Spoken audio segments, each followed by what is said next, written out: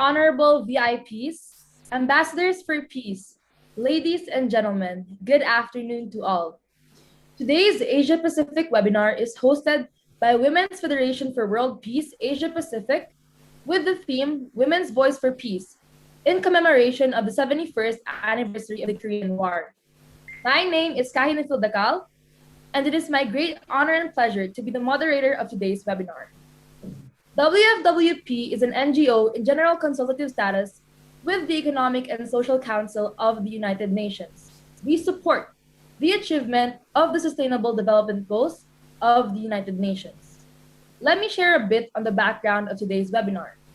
The Korean War began 71 years ago in 1950. The war concluded not with a peace treaty, but with an armistice, meaning the two divided Koreas are still technically at war, despite being populated by people with a common history, culture, and language. This webinar provides a platform for in the Asia Pacific to explore different approaches and strategies to reunify and bring peace to the two Koreas through the role of women in the peace-building process. Before we begin, let us watch a short video introduction about WFWP.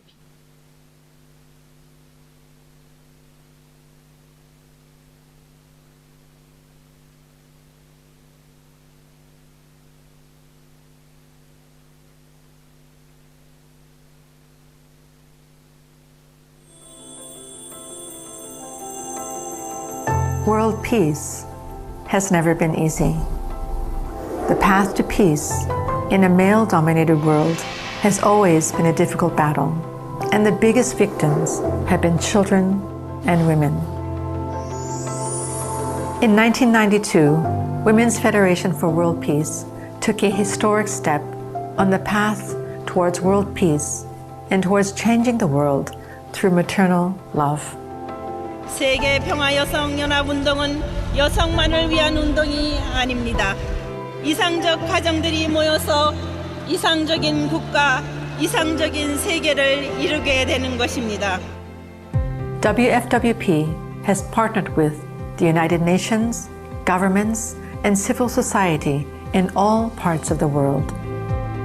From 1992, in 119 countries, Women's Federation for World Peace members have organized programs aimed at transforming this world into a world of peace. We have provided literacy, vocational, and public health education to foster women's independence. We have carried out family values and sex education programs, seminars on marriage, education for parents, and family counseling to build peaceful families. We have held programs for women, including leadership education, peace conferences, and peace academies to develop women's leadership. And we have organized sisterhood ceremonies to promote reconciliation and heal historical resentment and hatred. And thanks to the partnerships with governments and numerous organizations, these efforts have brought true progress. More than 35,000 women and girls received education that helped them to become financially independent. More than 327,000 women and girls received education for building peaceful families. More than 360,000 women and girls received leadership training to empower and elevate their status in society. And more than 160,000 women have participated in sisterhood ceremonies to reconcile historical resentment and hatred. Women's rights have greatly improved over the past 30 years, but even where there has been progress, it is not enough, and tremendous challenges still remain in many, many countries. COVID-19 reveals huge global inequalities. Wars and conflicts continue, and the threat of climate change is still getting worse. Women and girls are the most vulnerable in these crises. But women have special qualities of empathy, caring, solidarity, and love. With these qualities, women and girls must take a bold step forward to take on the unfinished business of creating a lasting world of peace.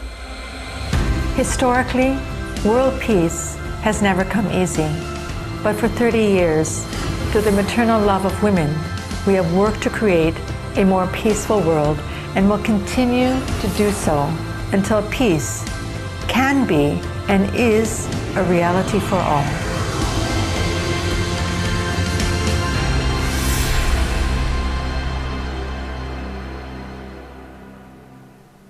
To formally open the program, we are fortunate to have Dr. Julia Moon, President of Women's Federation for World Peace International, to deliver the opening address.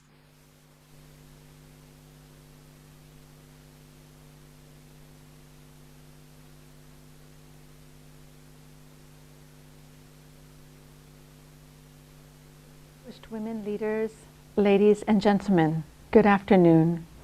It is my honor to welcome all of you to this webinar on the topic of Women's Voice for Peace in commemoration of the 71st anniversary of the outbreak of the Korean War. I want to thank the distinguished women who will be speaking today and offering their unique experiences. I also want to congratulate the organizers and volunteers who supported this important online discussion. And I'm also looking forward to uplifting music from each of the gifted performers. As a former professional ballet dancer myself, I know very well the value and the power of the arts in bringing people together. Music is truly the universal language of the heart. As you may know, WFWP was founded in 1992 by Dr. Hak Ja-han Moon and her late husband, Reverend Dr. Sun Myung Moon, who were born in what is now North Korea. Because of the war, they had to flee to the south, and afterwards they devoted their entire lives to the pursuit of peace and the reunification of their homeland. Unfortunately, the people of the Korean Peninsula are still divided today, and many are suffering.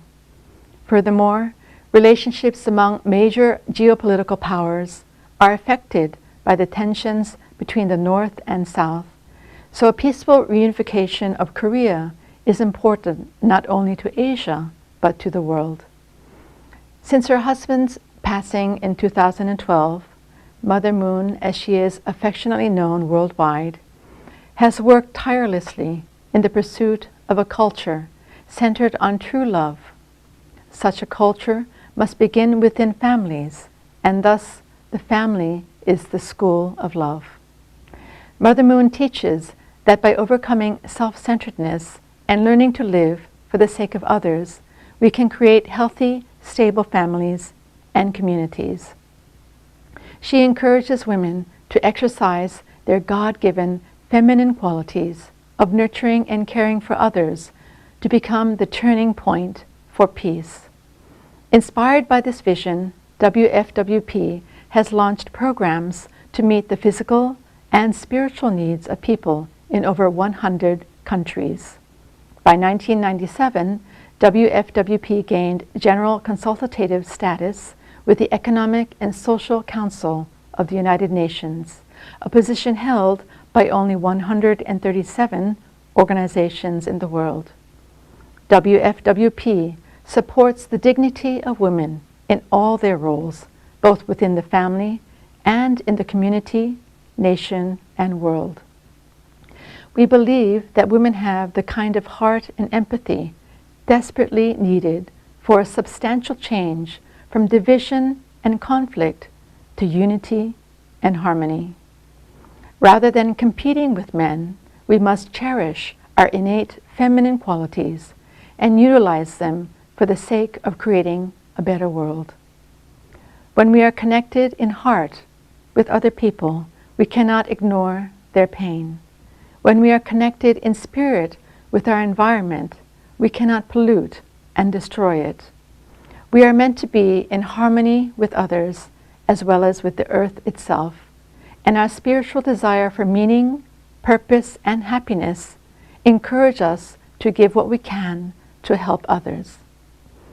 The 5,000-year history of Korea was tragically ruptured by the division between North and South. But we believe that it is time for reunification. The so-called feminine qualities of compassion, sensitivity, and service are needed now to ignite a revolution of the heart. Women are needed to work together with men as partners in the noble pursuit of sustainable peace, not just on the Korean Peninsula, but throughout the world. I would like to end with this encouraging quote from Mother Moon.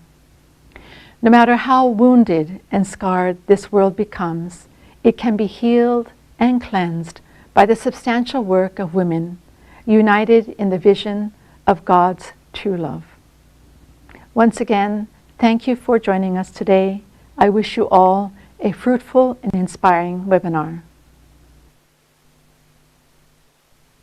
Thank you, Dr. Julia Moon, for the inspiring and touching words.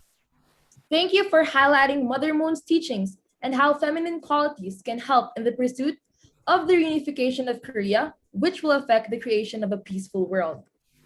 Moving on, I would like to welcome Mrs. Kamotip Payakvichen, WFWP Thailand President, for her congratulatory remarks.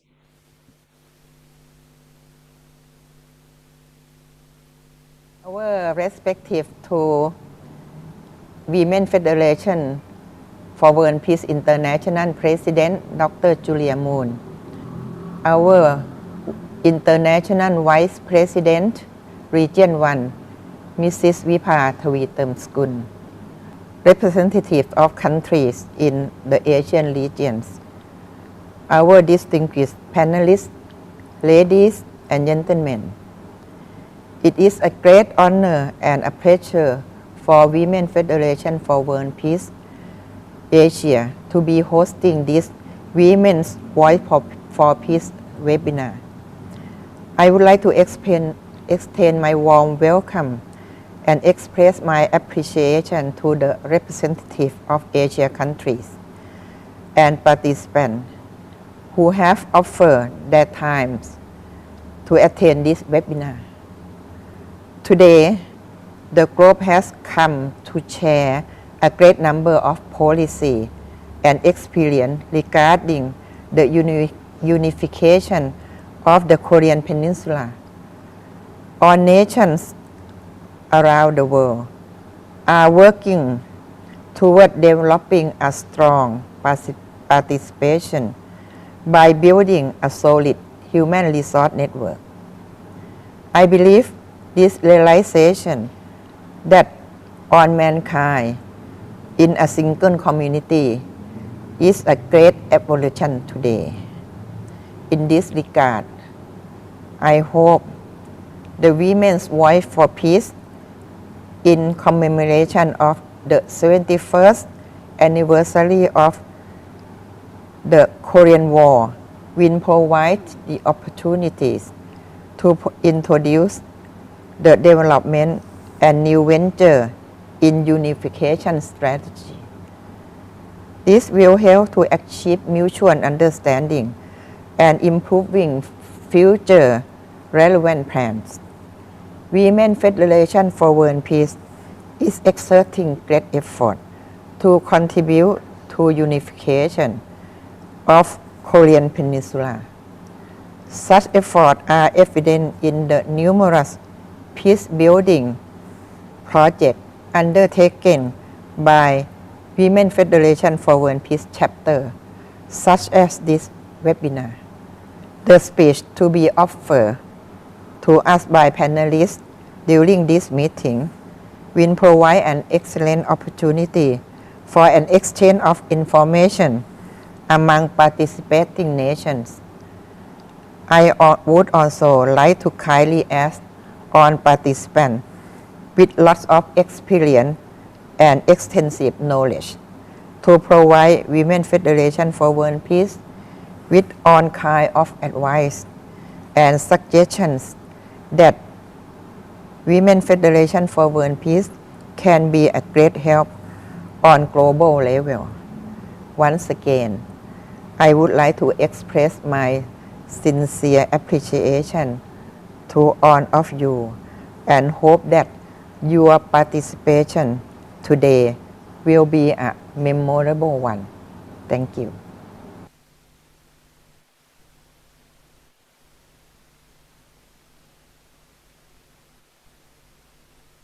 Thank you, Mrs. Kamaltip, for your warm words of encouragement. To enter the beauty of Thailand's culture, let us welcome a group of Thai youths who will be performing Thai music with Arirang song accents to showcase the good relations between both countries.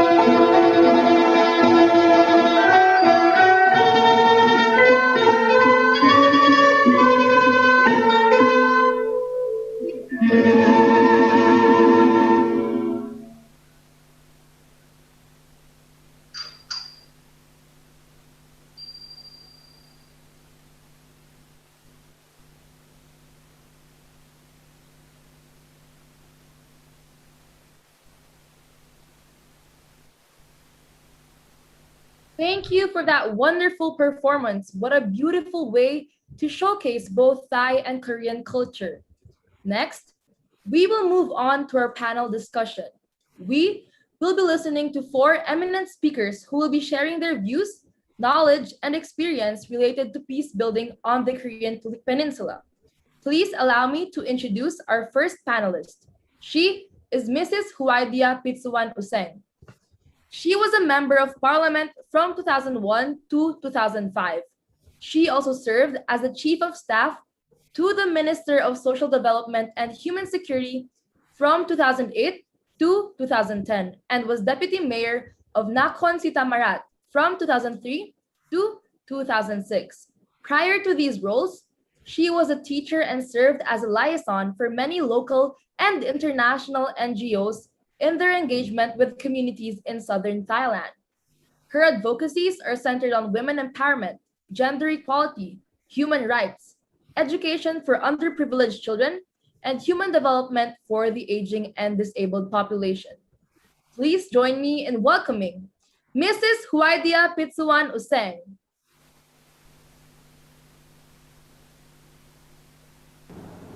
Excellencies, ladies and gentlemen, I would like to start by thank you our host today, the Women's Federation for World Peace Asia, for bringing us together today. It is an honor to be a part of this event, speaking to everyone. Although we are still in the midst of global pandemic, I am very happy we are still able to join events that discuss important women's issues relating to security and peace building. I do hope that when it is all passes, we can get together in person and exchange ideas, smiles, and laughter. I would like to take this opportunity to commend all the women and men who have been at the forefront of social movements working towards peace in the Korean Peninsula in the last 71 years. As a woman and a political activist from the South Thailand, an issue that has been of great interest to me has been the conflict in Thailand's deep south. Since the sharp increase of violence in 2004, the conflict has claimed the lives of thousands and has had long-reaching effects on the Southern Malay Muslim population, socially and economically. At the forefront of peace-building initiatives in Thailand's Deep South are Muslim and Buddhist women. I am extremely proud to the shifting roles of women in Southern Thailand, from being merely victims of violence to gradually becoming the backbone of peace-building efforts. Today, I would like to discuss the need to shift the narrative surrounding the role of women in areas of conflict around the world. In 1915, feminist and political activist Jane Addams, along with over 1,000 women delegates from around the world, convened at the International Congress of Women at The Hague to protest the First World War. Before the existence of the League of Nations and even the United Nations, these women emphasized the need for international entities that would mediate disputes between states to prevent violent conflict. They envisioned a peaceful world where there is universal disarmament and national self-determination. Their concerns were seriously taken into consideration by the entirely male-dominated political arena of the early 20th century. The First World War went on to kill and displace millions. The work of these early feminists laid the foundations of increased political equality for women and men around the world. We have come far in the last century. there has been a steady increase in the political participation of women around the world. This achievement should be celebrated. However, we should not forget that there is still much work to be done. Evidence shows that women's engagement in peace-building processes is necessary for long-term success.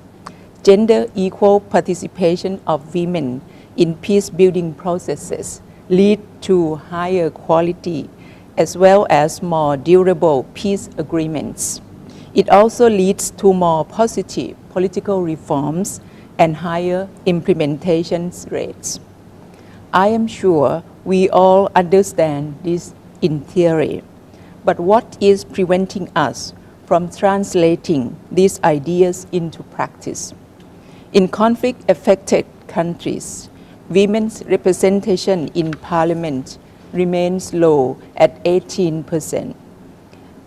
One of the major obstacles preventing many women from engaging in effective peace-building processes is the perception that women lack the necessary skills, knowledge, and social status to be agents of change.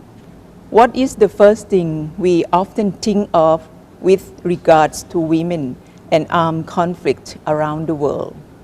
The media's narrative often portrays women as the victims of violence. Rarely do we ever see women portrayed as being in positions of power or actively engaging in peace-building processes. Effective peace-building requires us to promote women's participation in both formal and informal structure. We must expand women's political space within the public domain, and just as equally important, we must work at shifting the narrative surrounding women's role within their homes. These changes need to be implemented in all aspects of our society, from the educational to social to political structures that govern the way we live. There is much work to be done. Men and women need to work together to bring about a more peaceful world, filled with equality, compassion, and understanding. To conclude, I would like to recite one of my favorite quotes by one of my favorite feminists, Malala Yousafzai. We cannot all succeed when half of us are held back. Women are not victims. We are agents of change, and we hold the key to building long-lasting peace. I thank you very much for your kind attention.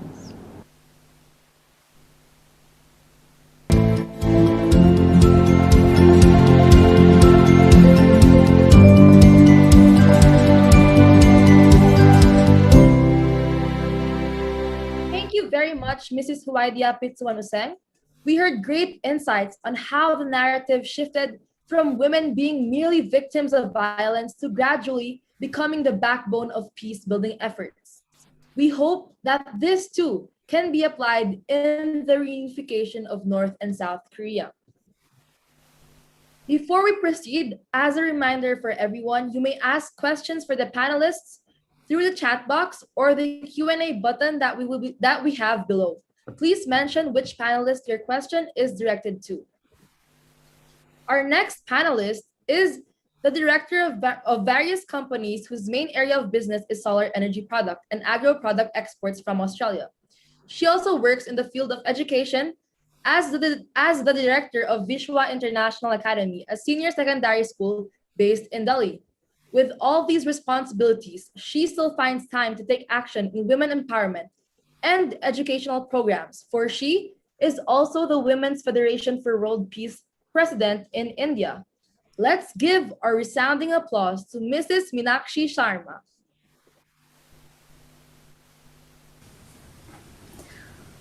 Hello and namaste to everyone participating in this WFWP Asia webinar being held in commemoration of the 71st anniversary of Korean War. Thank you for inviting me to address this webinar on the topic Women's Voice for Peace in relation to the commemoration of 71st anniversary of Korean War. Though I personally have not experienced the war, looking at the unending history of war in various parts of the world, I can confidently say that war may get over and end at one point, but the wound and the scars, it won't be easy to heal those wounds. Without ending the vicious cycle of war, we cannot imagine peace in the world. We all are well known that 75 years before, in 21st century, after the devastation of the Second World War, the United Nations was established with that one and the only goal of world peace, which articulates its character with this line, I quote, "We the peoples of United Nations determined to have succeeding generation from the scourge of war, which twice in our lifetime has brought untold sorrow to mankind." Honestly, even after 75 years of establishment, UN has not been able to achieve its founding purpose. Rather, the very devastating Korean War was fought just after the establishment of United Nations. And in my understanding, this Korean War is not yet over, as North Korea is threatening the world with its nuclear weapon, nuclear power, and the tension at 38th parallel remains unsolved. Even at the midst of the global effort being made by many global power and global leaders of the world, still the serious threat of possible nuclear war remains there. On top of the multiple wars of various problems, such as ongoing COVID-19 global pandemic war from more than 1 year, what made United Nations and the government around the world failed so miserably? We all need to understand the fact very clearly. I am grateful to learn this very fact that great teachings and exemplary life of co-founder WFWP, respected Father and Mother Moon. They have not only unlocked the causes of this ceaseless failure of humanity, but they have dedicated their whole life to find the permanent solution of all types of problem humanity is facing.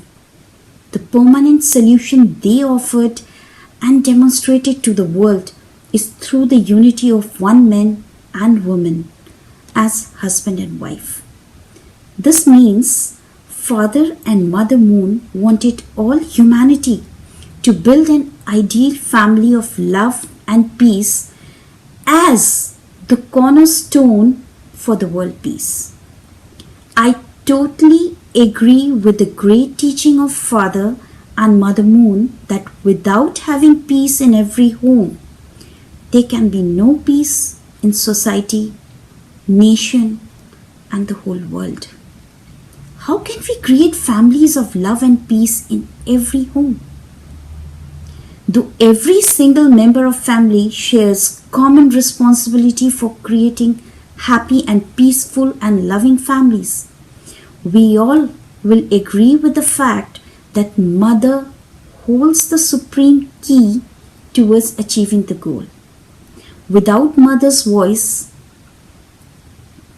it's nothing at home. A mother is a complete, when we define home, a mother seems to be completing the sentence itself. A mother holds that power. Mother without home cannot be home.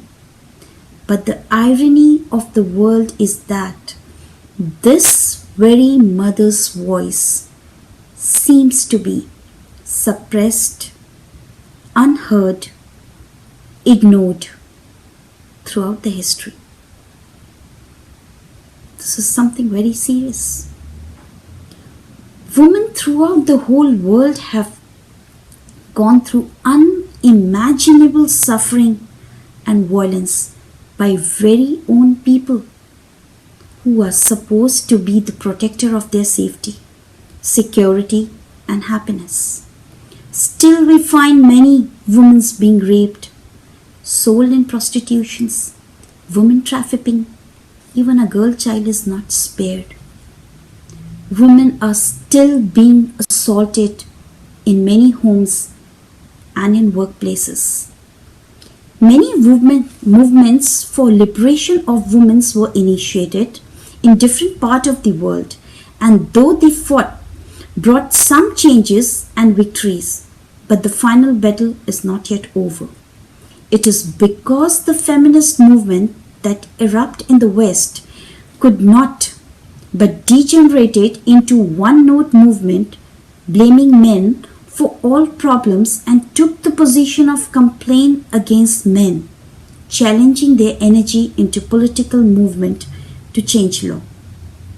I really appreciate the great effort done by Father and Mother Moon, the effort they have made for perceiving this problem with different perspectives and launching Women's Federation for World Peace as a movement to awaken women to their true value and help them embrace men and develop themselves in partnership with men.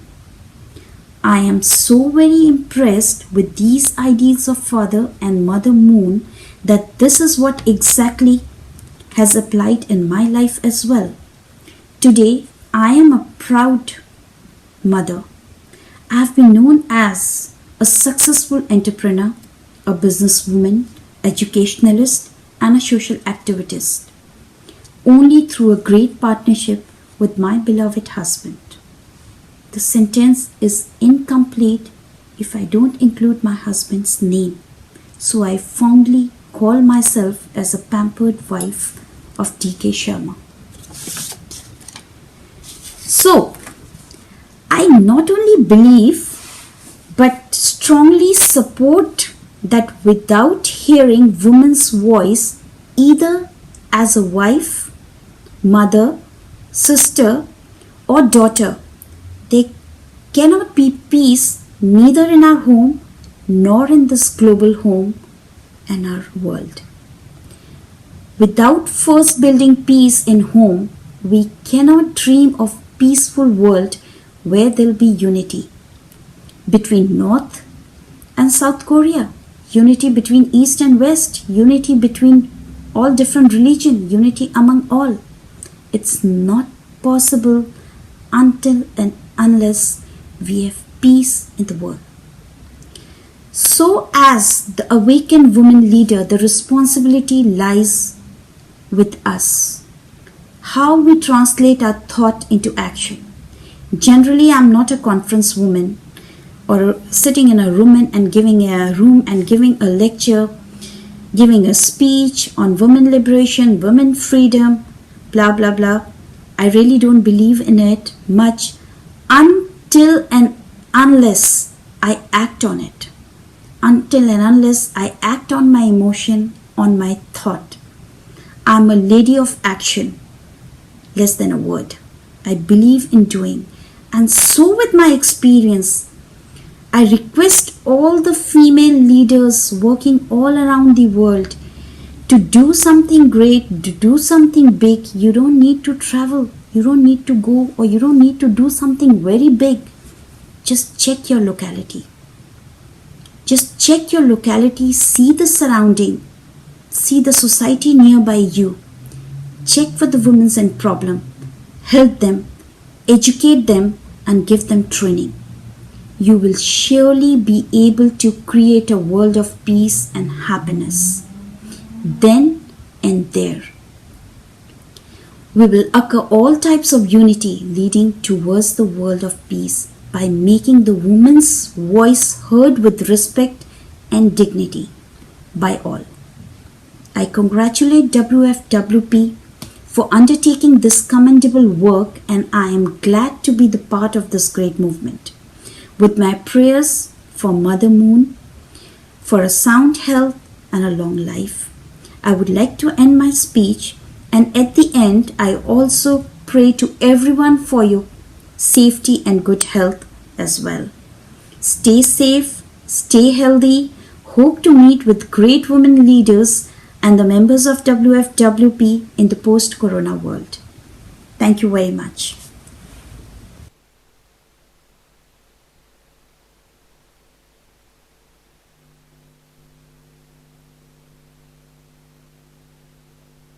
Truly amazing. Thank you so much for that wonderful speech, Mrs. Sharma, especially for highlighting a call to action.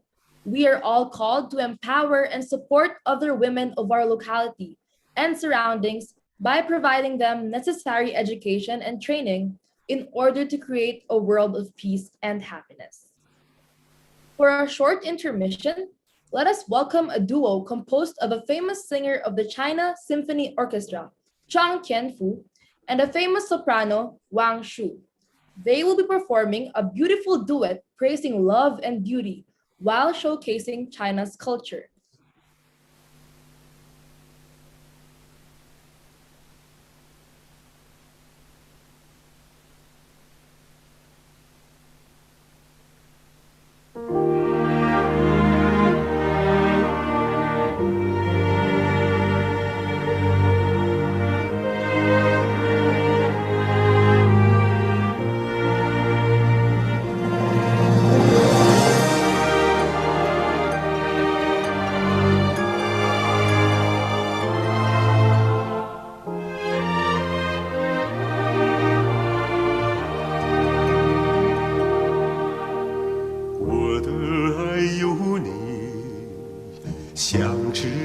相识，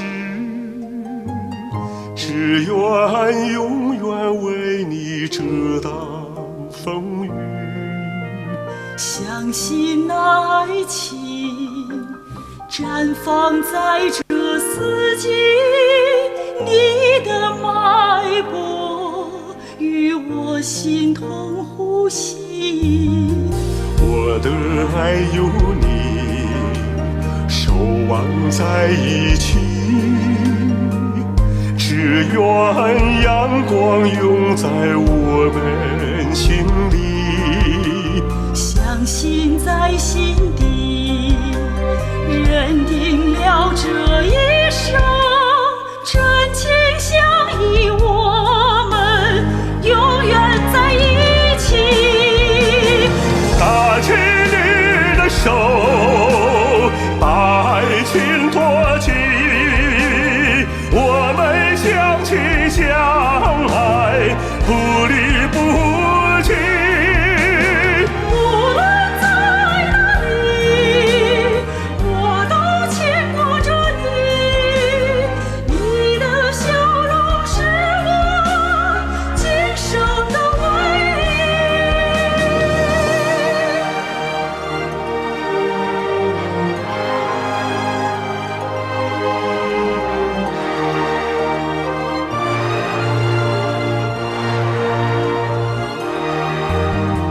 我的爱有你，守望在一起，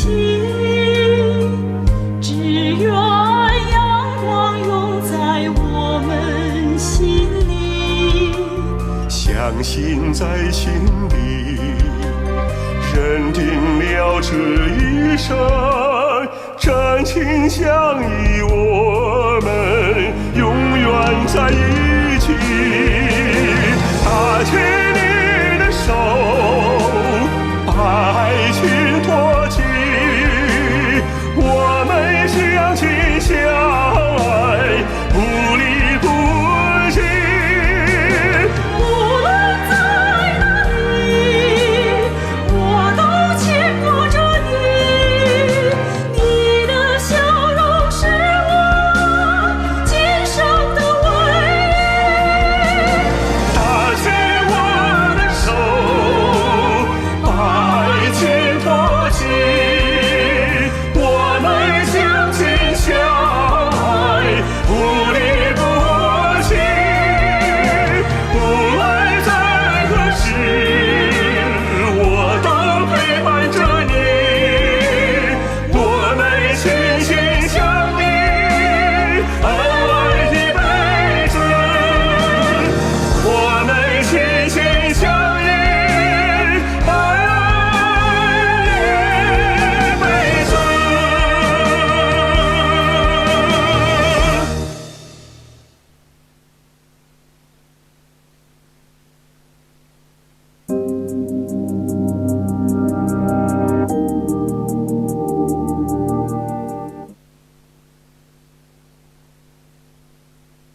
very much for that heartwarming performance from China.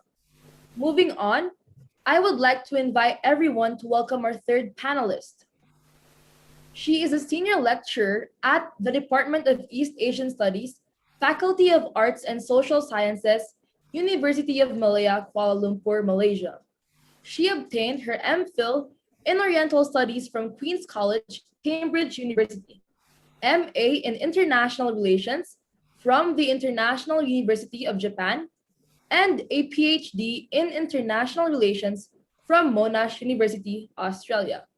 She is a committee member of the Malaysian Scholars on Korea Network, Malaysian, and the Association of Japanese Studies. She teaches and publishes on inter-Korean relations, Korean foreign policy, and East Asian international relations. Her publications can mostly be found in international journals like the Asian Perspective, International Journal of Korean Unification, Asia-Europe Journal, International Review of Korean Studies, the Journal of Asian and African Studies, and Asian Profile. Please put your hands together for Dr. Geetha Govindasamy.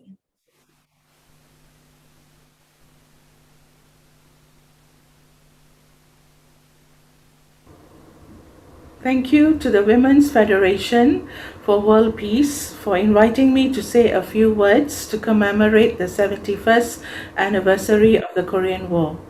The Korean War is often regarded as the forgotten war by many.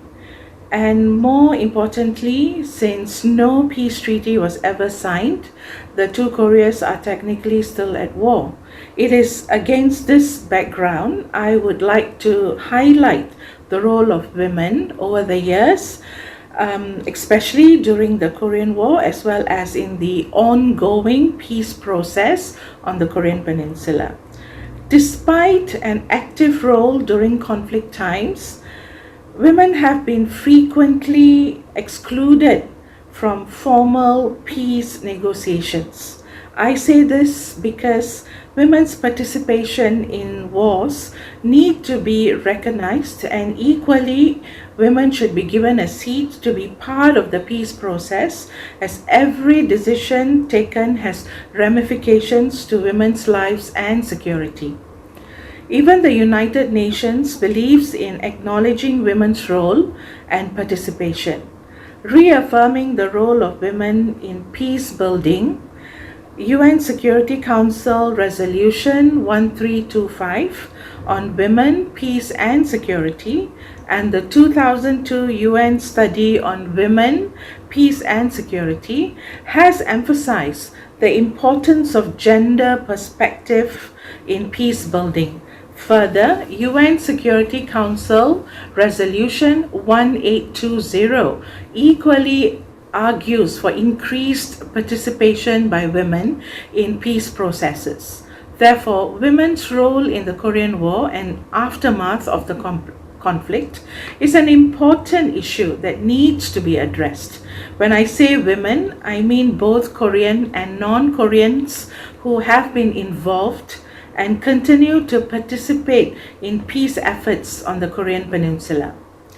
During the Korean War, women lost their loved ones, especially fathers, husbands, and sons. They had to take responsibility for their families, and sometimes they were forced to flee, leaving everything behind. Therefore, it cannot be denied that women were victims of the Korean War.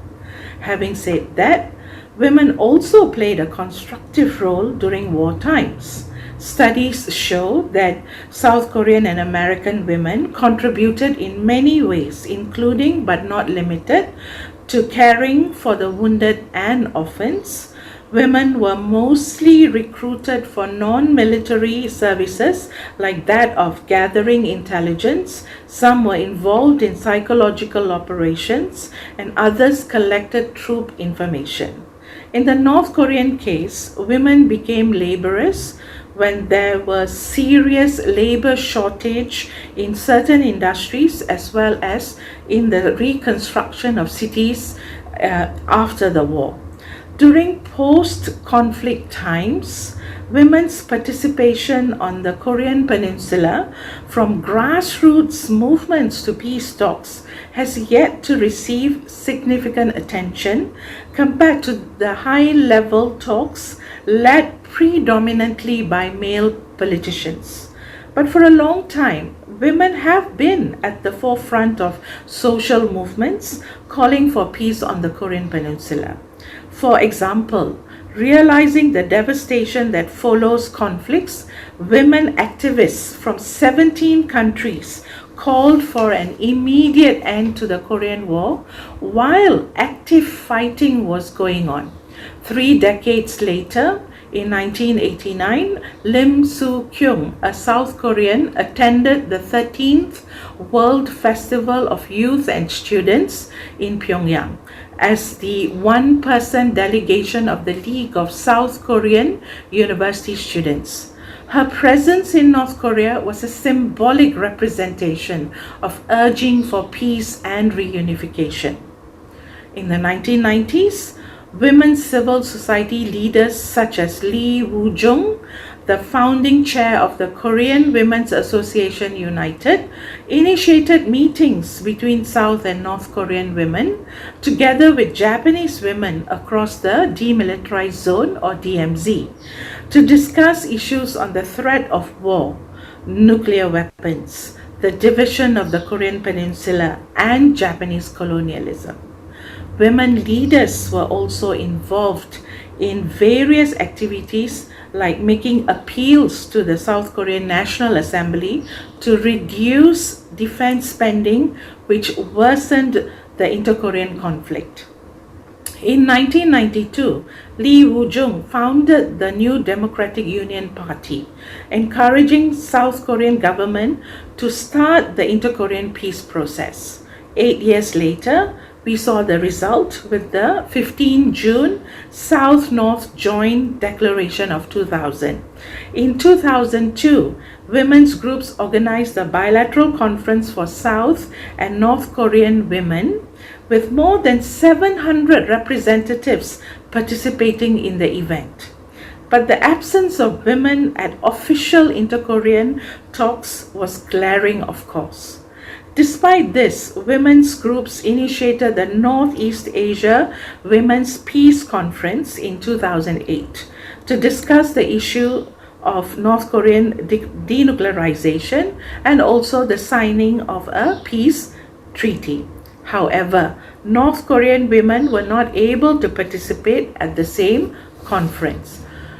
On the 70th anniversary of Korea's division in 2015, both North and South Korean women's peace groups, which also included 2 Nobel Peace laureates and feminist pioneer Gloria Steinman, crossed the DMZ, calling for a peace agreement to end the Korean War. Again, in 2019, Gloria Steinman and Christine Ahn, founder of Women Cross DMZ and International Coordinator of Korea Peace Now, traveled to the DMZ and the US Embassy in Seoul to demand for the negotiation of a permanent peace settlement, lifting of sanctions against North Korea, as well as request for women's peace activists to be part of negotiating processes. Nonetheless, in inter-Korean summits held so far, women have had limited participation in formal talks. At the Inter-Korean Summit on 15 June 2000, there was only 1 woman out of 24 delegates, and no women were present at the Inter-Korean Summit on 19 September 2018. In 2018, only 2 women were visible during official engagements. Kang Kyung-hwa, the South Korean foreign minister, and Kim Yo-jong, a high-level North Korean official and the sister of the North Korean leader Kim Jong-un. Therefore, in conclusion, women from within and outside of the Korean Peninsula have already been on the sidelines calling for an end to the Korean War. Women constitute half of every community, and conflicts affects genders differently. The Korean Peninsula has a population of almost 77 million.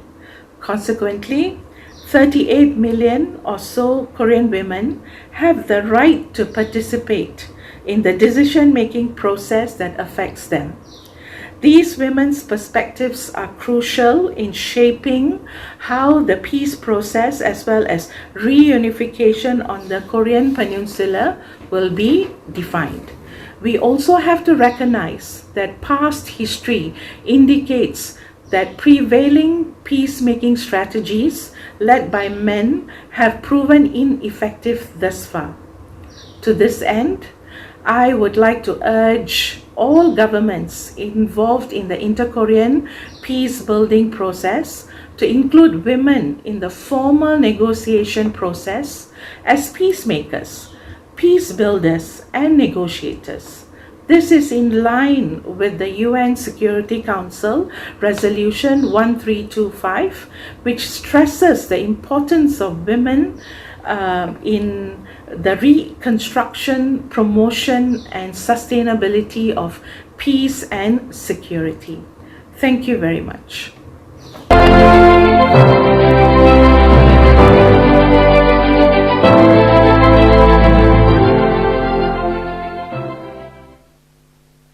Thank you very much, Dr. Geeta Govindasamy.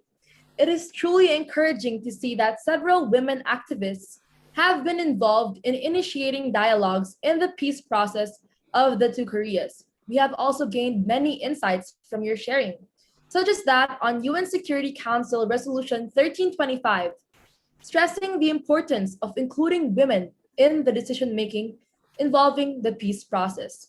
Thank you very much for your informative presentation. Our fourth panelist is a known speaker in China. She is the Vice President of the Marketing Department of Beijing Film Academy Education Center in Beijing, China. Without further delay, let me introduce Ms. Chang Qingqing.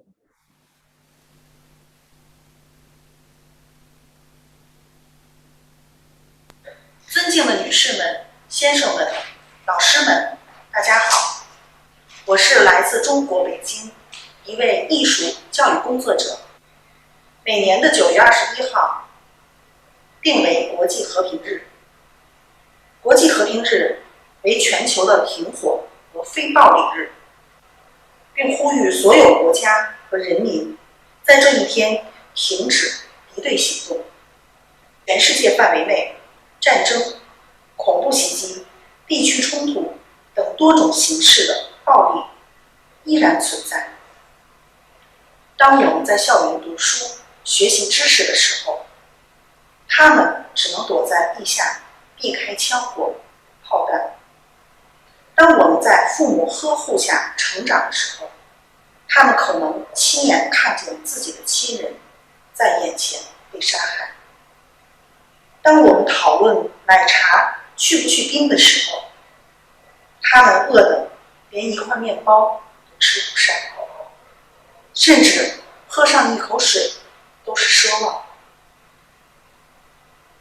社交网络上有一个叫全球幸福挑战的项目，那是漫画家李叔把残酷的战争和死亡照片，将它们重新描绘成有爱、幸福的画面。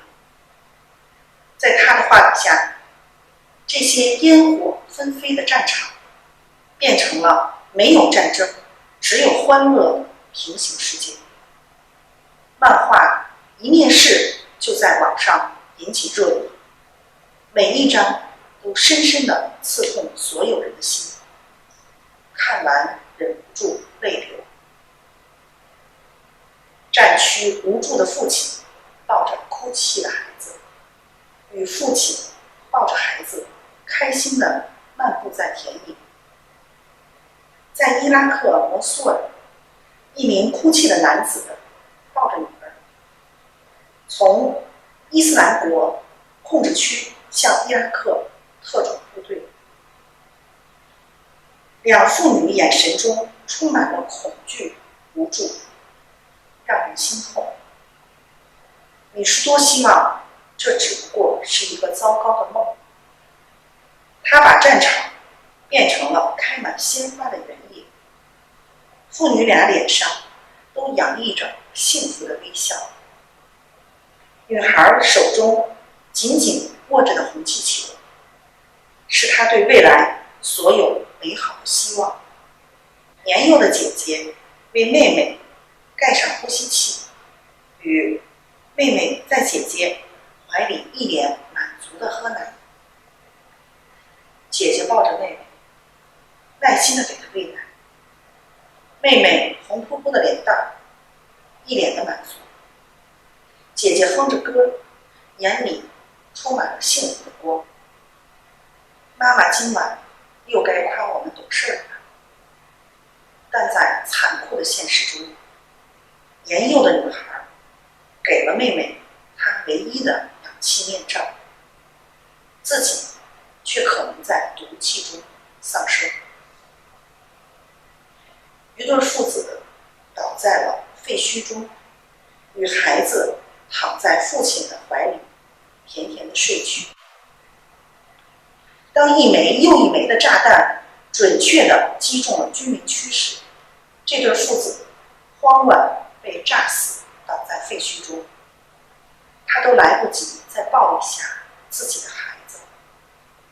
也许在另一个世界中，他们不过是在家度过了一个温馨的周末午后。孩子躺在父亲的胸口，甜甜的睡去。他手里拿着的玩具，脸上露出幸福的微笑。土堆中刚被救出的孩子，与正在和父亲玩得开心的孩子。照片中的孩子在爆炸中被建筑物埋，救起来的时候已经窒息死去。那是他父亲最后一次抱起他僵硬的身体。米叔多希望他们只是在玩游戏，度过一段欢乐的亲子时光。在父亲强壮的臂弯中，孩子被逗得咯咯笑。米叔还在为父亲的衣服上写“世界上最伟大的父亲”。看了这些漫画，你现在内心如何？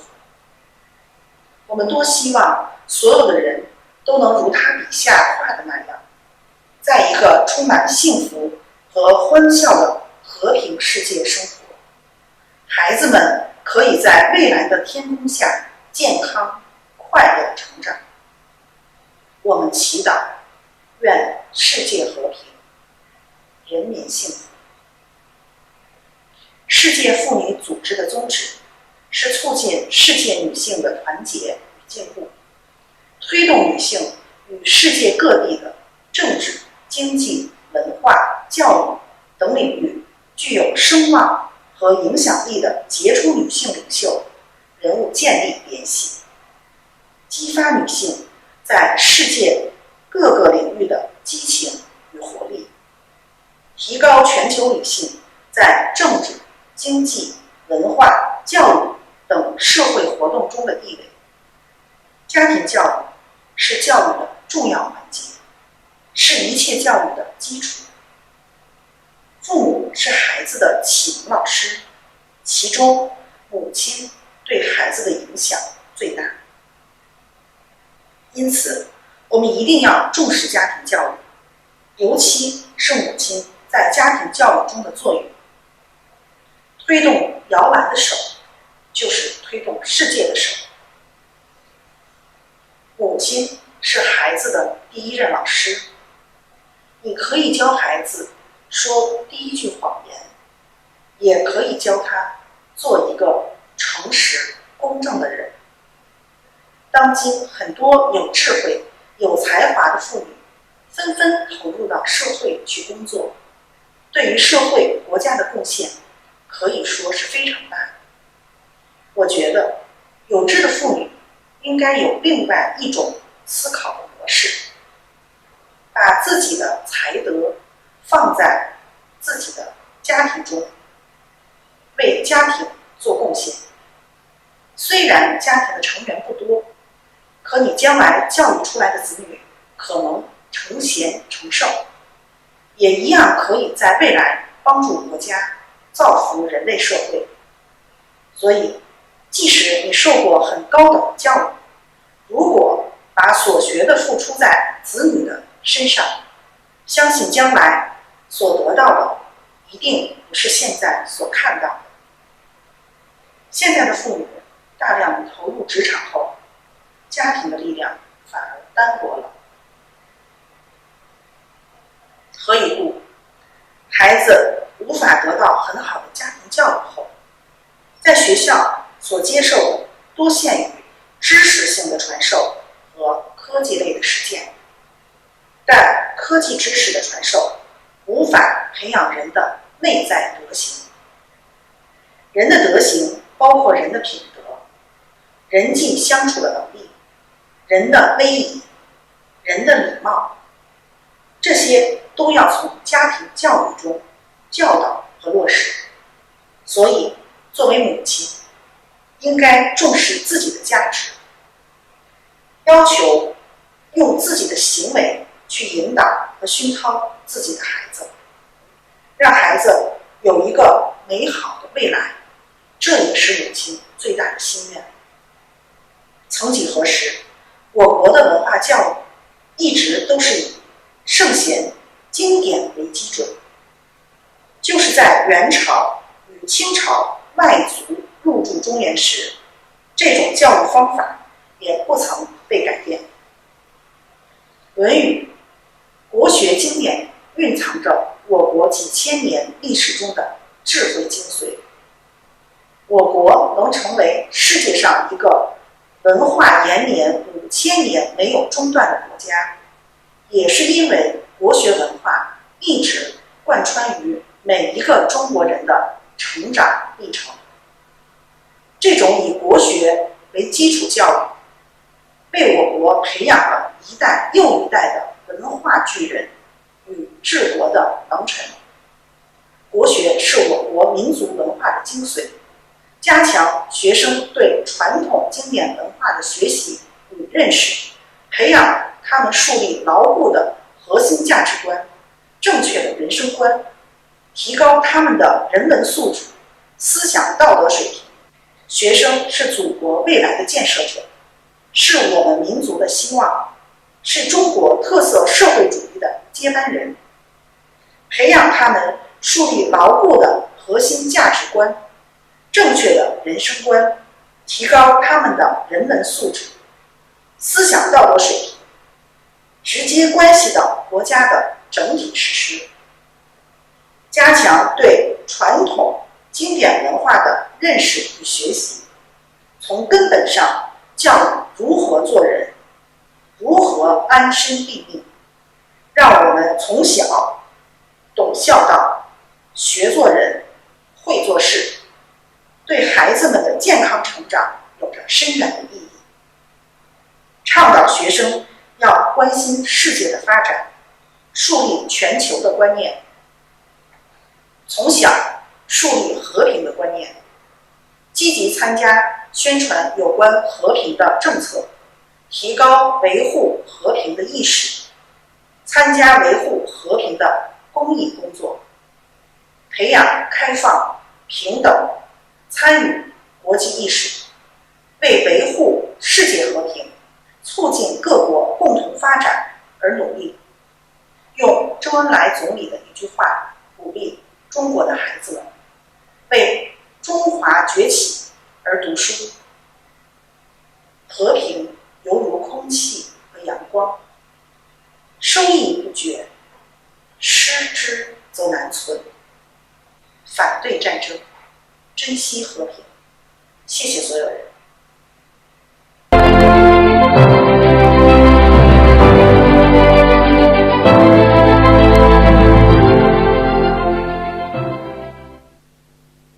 Thank you very much, Ms. Chang Jingjing, for the interesting presentation. As you mentioned, women really play an important role in family education and influencing children to build a culture of peace, starting from the family and gradually expanding to the society, nation, and the world. This concludes the speeches for today's webinar. We had a fruitful discussion listening to the various practical and constructive points raised by our experienced women leaders from different perspectives. There is a general consensus that women can truly contribute to the peace process as long as they are given the platform and opportunity to do so. Now, we are in our Q&A session for this event. We received a lot of questions, but since we have limited time, we cannot read all of it. But don't worry, we will be recording all of your questions, or you can email it to WFWP Asia's email, and the panelists will be happy to answer it in their free time. Let's start with the first question. It is from Philippines, and it is directed to Dr. Geetha. Dr. Geetha, thank you for introducing and recognizing women heroes who fought during the Korean War. Women's role in the Korean War and in the aftermath of the conflict is indeed an important issue that needs to be addressed. With that, how can we convince the whole world that women's contribution to peace building matters? Thank you for the question. How do we convince women's voice matters, right? I think the problem here is the fact that governments don't take women seriously. So one of the most important things that we have to do as women is get involved in civic societies, which talks about peace.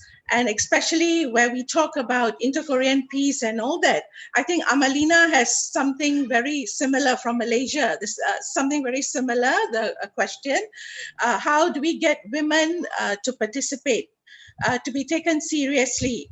I think in the Korean case, there are lots of NGOs, women NGOs and NGOs in general that have women participants, but they are not put forward. They are not given a voice. So I think these NGOs have to make, how do I put it? Have to make an effort to get into government machinery, get into committees so that their voices can be heard. As I said in my presentation, very few women in official capacity. There are very few women who actually have a voice. So we need to urge the Korean government, the South Korean government, that women's voices have to be taken into consideration because they're half the population of a united Korea. So I think that is the only way. Women themselves have to insert themselves into these kind of committees, be more vocal. Now we live in a digital society, so there are many avenues actually. Thank you. Thank you very much for that wonderful answer, Dr. Geetha, and also thank you for that question. Now our next question is from Cambodia and is directed to Mrs. Useng.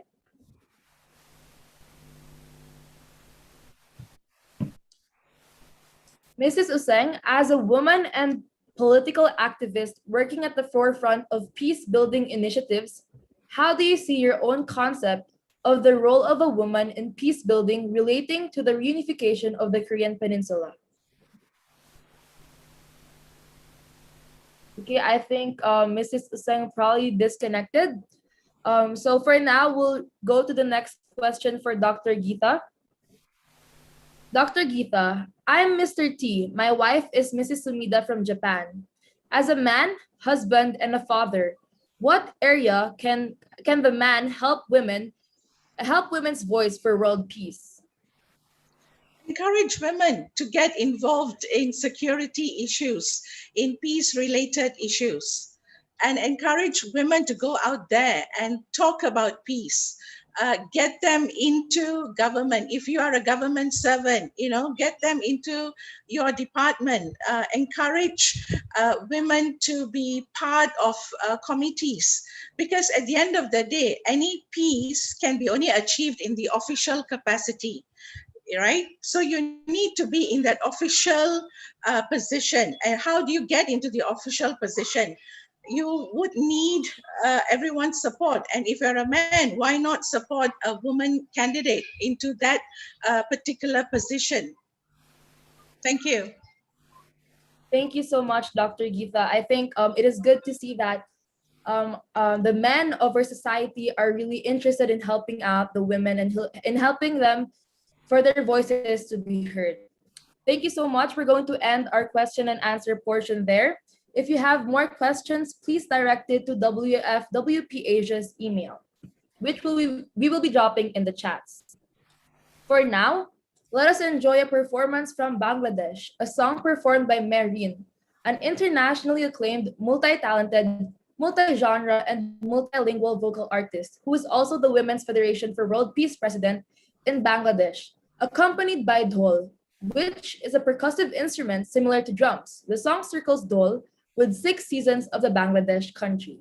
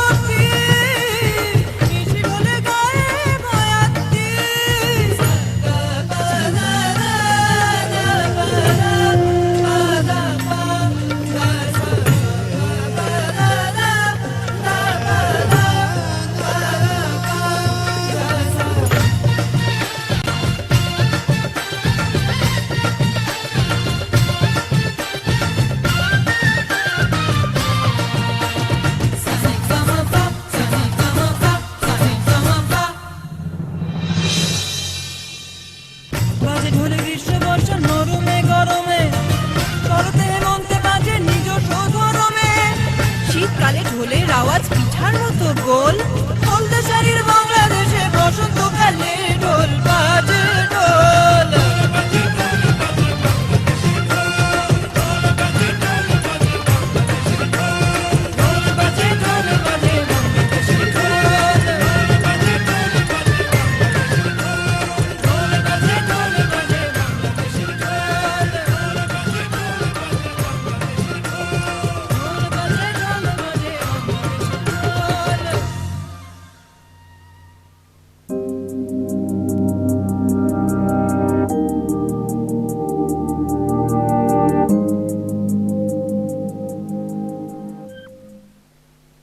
Thank you so much, Miss Marian, for beautifully representing the country of Bangladesh.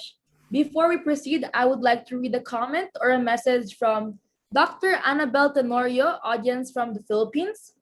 Thank you for this wonderful opportunity for us women to be heard again. Thank you, speakers, for the very informative lectures. Thank you, too, for the very entertaining intermission number. Congratulations. Thank you so much for that wonderful message, Dr. Annabel. Moving on, we would like to call on Mrs. Vipa Saviterm Sakul. She is the Women's Federation for World Peace Asia International Vice President for the closing remarks.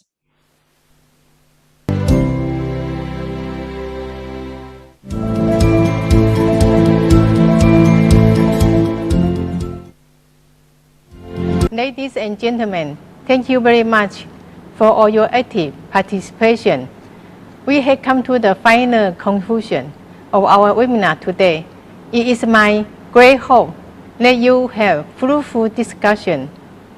Of course, this 2-hour webinar is not enough for such an important topic of peace and unification of the Korean Peninsula. But our WFWP would like to take part in supporting such a vision of peace. I hope that all participants will have better understanding on this issue and how we can support this peaceful reunification of Korean Peninsula, which will contribute to greater peace and prosperity in Asia Pacific and the world. I would like to thank all the panelists for your great contribution. I sincerely hope that our new fellowship and friendship will last a long time and help to lay the foundation of success for peace in Asia Pacific and the world. Finally, on behalf of the Women's Federation for World Peace, Asia Pacific Region 1, I would like to express my appreciation to all the participants for taking your time and attend the webinar, and to all of the Asia WFWP national chapters and staff for all your effort in the preparation for this webinar. I would like to close my remarks and officially announce the end of the webinar, wishing you all the best and good health. Thank you very much.